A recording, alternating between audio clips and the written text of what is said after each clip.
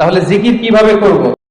ওয়াজকুর রাব্বাকা ফি নাফসিকা, মনে মনে জিকির করুন, তাদাররুআন, সবিনয়ে, খাইফাতান, ভীত বহবল চিত্তে, দুনাল জাহরি বিল কওল, অনুচ্চ স্বরে।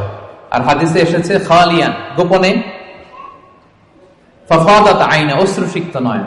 এভাবে যদি আমরা আল্লাহ তাআলাকে স্মরণ করি, এভাবে যদি আমরা কায়মনোবাক্যে বাক্যে আল্লাহকে ডাকি, এভাবে যদি আল্লাহ তাআলার কাছে চাই, আল্লাহ তাআলা এই দৃশ্যটা দেখতে করতে পছন্দ করেন।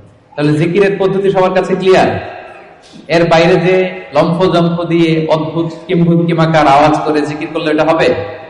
ওইটা কোরআন সুন্নাহর সাথে সাংঘর্ষিক হবে। এভাবে জিকির করা যাবে না। সুস্পষ্ট আল্লাহ তাআলার পবিত্র বরকতময় নাম বোঝা যেতে হবে এবং গোপনে অনুচ্চ স্বরে নীরবে আল্লাহ তাআলার নামকে জপতে হবে।